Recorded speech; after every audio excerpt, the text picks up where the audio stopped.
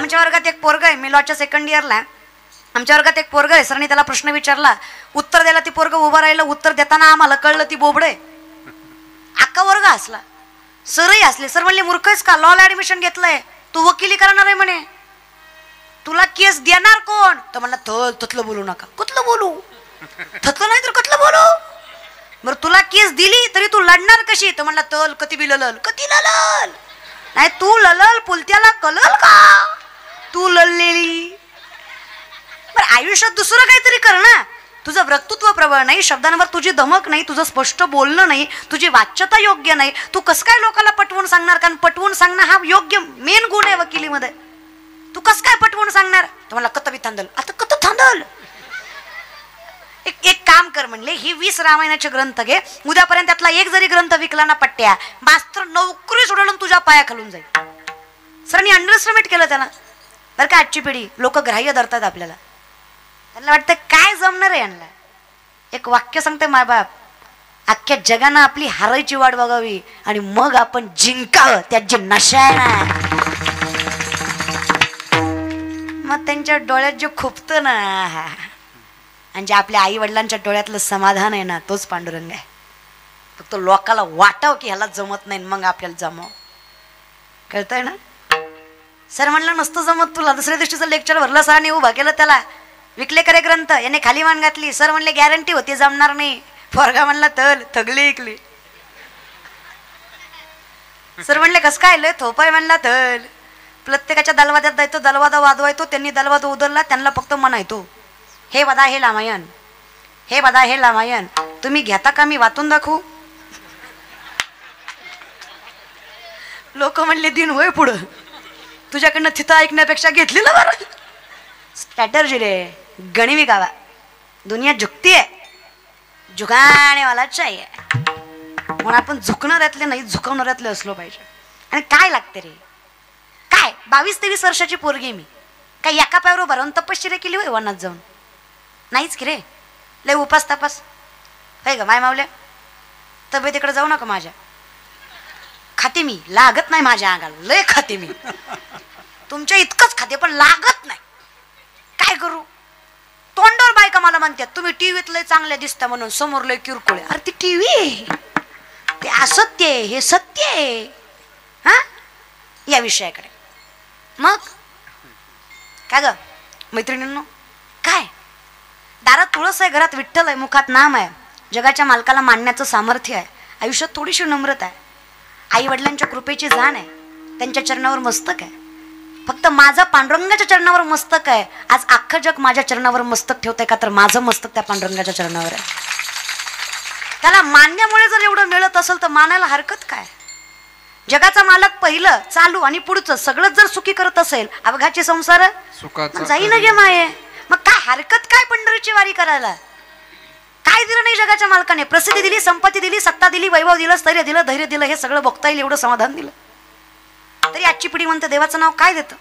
तुकोबाराय म्हणले, गाढवाचे घोडे आम्ही करू दृष्टी पुढे. गाढवाचं घोडं तुमच्या डोळ्या देखत करायची ताकद विठ्ठलाच्या नामात आहे. अजून काय पाहिजे? लगेच सगळं कळत नसतं रे. तुम्ही उद्या ज्ञानेश्वरी हातात गेली, परवा लगेच नाही कळणार आहे. नाही कळली तरी हरकत नाहीये. ज्ञानेश्वरी कळावी एवढी पात्रता नाहीच आहे आपली. तुम्हाला ज्ञानेश्वरी नाही कळली तरी चालेल, ज्ञानेश्वरीला तुम्ही कळलात, तुमच्या जीवनाचं कल्याण आहे. माझ्या ज्ञानोबऱ्यांना तुम्ही कळू द्या. काय ताकद आहे माझ्या ज्ञानेश्वरी मध्ये. ज्ञान होय मुडा अति मूर्खत्या, वाचिलो जो कोणी जणी त्यास लोटांगरी. बरं सायन्स करताना सगळ्यात मोठं विज्ञान ज्ञानेश्वरी आहे. या बल्बचा शोध 100-125 वर्षापूर्वी सायंटिस्टने लावला. मूर्ख आहेत आपण. 750 वर्षापूर्वी माऊली ज्ञानेश्वरी मध्ये सांगतात, उदकाचे आवेशे प्रगटले ते लकलकीत दिसे, तर या विजू माझी असे सलील काही. उदक म्हणजे पाणी, आवेश म्हणजे प्रेशर. पाण्याच्या प्रेशरने वीज निर्मिती होते. हे आपल्या ज्ञानोबरांनी 750 वर्षापूर्वी ज्ञानेश्वरी मध्ये सांगितलेला विज्ञान म्हणायचा, वारकरी संप्रदाय म्हणायचा. चातुचेनी सांडस आहे, खंडीच्या पाय पाणी राजहंस आहे. तुझं ज्ञान विज्ञान तैसे वाटून देऊ. आम्ही तुम्हाला सांगू खरं काय आणि खोटं काय. इकडे या तर खरं. हरी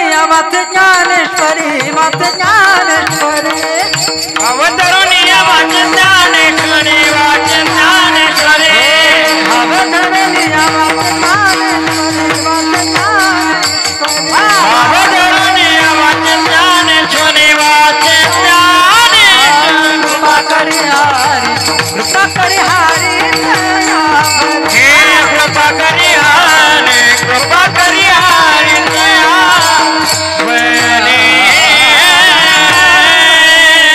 भाव धरून या वाचे ज्ञानेश्वरी कृपा करी हरी तयावरी. काय कृपा करतो, अशक्य ते शक्य करतो. एवढी ताकद जर त्याच्यामध्ये आहे तर करायला हरकत काय.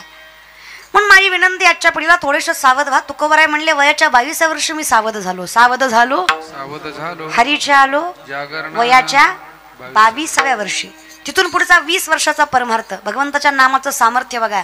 42व्या वर्षी विमान घेऊन जगाचा मालक दारात उभा आहे. वाढ वेळ झाला वैकुंठ श्रीरंग. 20 वर्षाच्या परमार्थात जर जगाचा मालक दारात विमान घेऊन उभा राहत असेल तर हरकत काय भक्ती करायला. पण आजकालची पिढी आहे ना, एखाद्याला विचारलं ना, करे खंडोबाचं मंदिर आहे गावात, दर्शन घ्यायला जा ना. I don't believe in God. खरं आहे तुझं. जोपर्यंत तू देवाला मानत नाही तोपर्यंत काहीच हरकत नाही. जोपर्यंत तुम्ही देवाला मानत नाही तोपर्यंत काहीच हरकत नाही. ज्या दिवशी तुम्हाला देव मानणार नाही त्या दिवशी तुम्ही पडलेले असाल आणि अख्खं गाव रडत असाल, हे मात्र कायम लक्षात ठेवा. तुम्ही देवाला मानत नाही तोपर्यंत काही त्रास होणार नाही, पण देवानं तुम्हाला मानायचं सोडलं की तुमचं काही खरं.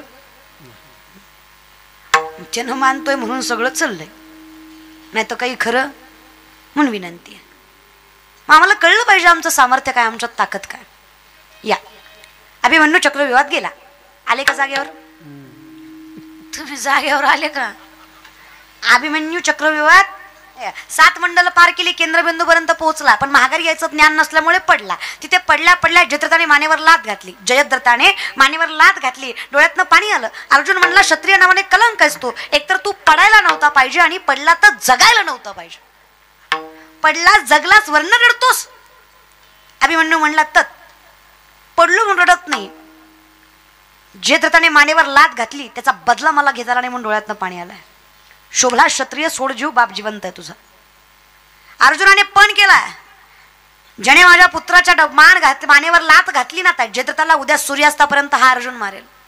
नाही मारलं ना, स्वतःची चित्ता स्वतः रचल आणि उडी स्वतः मारेल. पण कोणी केलं? बिका पाटल्यानी. मग पण कोणी केला? तुम्ही मुदाम करताय, मुदाम. तुम्हाला माझी जिरवायची. तुम्ही कीर्तन झालं मित्राला म्हणणार लय पोरगी बोंबलत होती, लय ज्ञान शिकवित होती, आका मंडप बोलला, पट्ट्या बोललाच नाही. कशा संग खातो र दाद्या? अरे येडय का काय? 7 कोटी घर सोन्याची येत रावणाची. किती? 7 कोटी. एका घराची चौकट 22.5 क्विंटल. तुलसी रामायणातलं वर्णन आहे. एका घराची चौकट 22.5 क्विंटल. असे 400 ते 450 चौकटी असणार एक घर, आणि अशी 7 कोटी घर रावणाची. बर का, धोंड्याचा महिना सोन्याची. आपल्या सासऱ्यानं अर्धा तोळाच घातला होता, तरी महिनाभर स्टेटस टीव्हीत होता. लाडाचा जावई गेला सासरवाडीला. कवर महिनाभर. अरे येड्या, अर्ध्या तोळ्यावर महिनाभर स्टेटस ठेवला. अक्षय धन दिलं रे जगाच्या मालकाने. एवढं मोठं अक्षय धन तुला मिळूनही तू जर भगवंत नामचिंतन करत नसेल, भगवत भक्ती करत नसेल, किती आंधळा आहेत आपण. शास्त्र सांगतं विपदो नैव संपदो न च संपदा विपदा विस्मरणं विष्णू संपन्नारायण स्मृती. विपत्ती म्हणजे विपत्ती नाही, संपत्ती म्हणजे संपत्ती नाही. भगवंताला विसरणं ही खरी विपत्ती, भगवंताला मनात साठवणं ही खरी संपत्ती. ज्याला जपता आली तो श्रीमंत. परमार्थ हे महाधन जोडी देवाचे हे कळू नये का रे? 80,000 बायका, 1 लाख परत 1.25 लाख नातू, 33 कोटी देव बंदी करण्यात नवग्राच्या पायऱ्या कुबेर राखणीला. गाढव वळी गजानन सटवी करी बाळांतपण, ही सत्ता आहे रावणाची. तरी रामाच्या चरणावर मस्तक ठेवल्याशिवाय मोक्ष नाही, हे अटल सत्य वारकरी संप्रदायाचं. तसल्याला मस्तक ठेवावं लागेल. काही खरं नाही आपलं. एकच पर्याय आहे, तरले तरती हा नामधारकाचा. लिहून देतो नामाने तरणार, फक्त नामधारक व्हायला पाहिजे या विषयाकडे. पण कुणी केला? हा बोलले बाय 2 अक्षर तरी, तेवढी लाज राखली माझी महाराज. पण कुणी केला? अर्जुनाने. पूर्ण केला ड्रायव्हरने.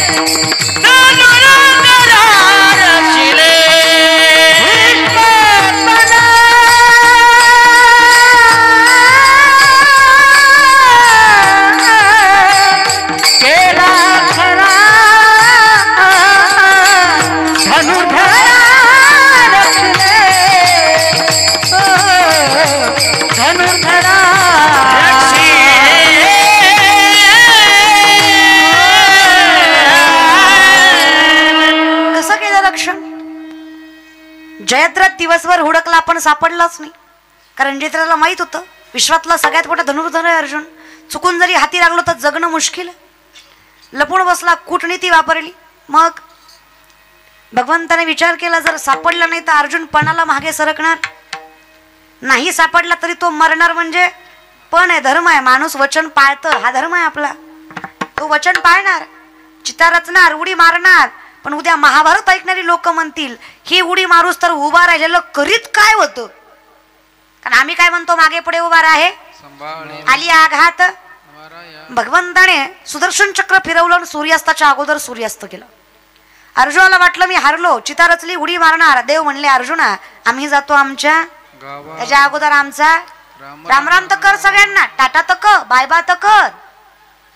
आता टाटा बाय बाय करायचं म्हटल्यावर एकाच ठिकाणी बघून चालणार आहे का? चहूबाजूनं माणसं आहेत ना, मग कशाला सगळ्याला राम राम घालायचा. घालीन लोटंगण वंदिन चरण. जसं पाठीमागं बघितलं अर्जुनाला दिसलं पाठीमागच्या गर्दीत जयद्रथ होता. देवाला माहित होतं येणार. आपल्याकडे नियम आहे, शत्रू जरी असला तरी अंतकाल चुकवायचा.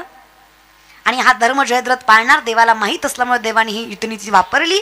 आणि जेव्हा जयद्रथ दिसला अर्जुनाला वाटलं आता दिसून फायदा नाही, सूर्यास्त झालाय. झालाय का? सुदर्शन चक्र माघारी घेतलं. सूर्यास्ताला वेळ होता. अर्जुनाने जाग्यावर बाण मारला. जयद्रथ मेला. पटपट बोला, बाण कोणी मारला? मेला कोण? पण मेला कुणामुळं? म्हणजे पण कुणी केला? पण पूर्णत्वाला कुणी नेला? तसं पण केलाय ज्ञानोबारायांनी. अशक्य आहे, अमापक आहे, तरी सुद्धा जगाचा मालक पूर्ण करणार. कारण माझा त्याच्यावर विश्वास आहे, माझ्यात आणि त्याच्यात अंतर नाही. म्हणून तर बोलणारे जरी ज्ञानोबाराय असले तरी करणारा पांडुरंग असल्यामुळे शक्य, अगदी शक्य होऊ शकतं अभंगाचं प्रथम. अवघाची संसार सुखाचा करीन, अवघाची संसार सुखाचा करीन, अवघाची संसार सुखाचा करीन, अवघाची संसार सुखाचा करीन.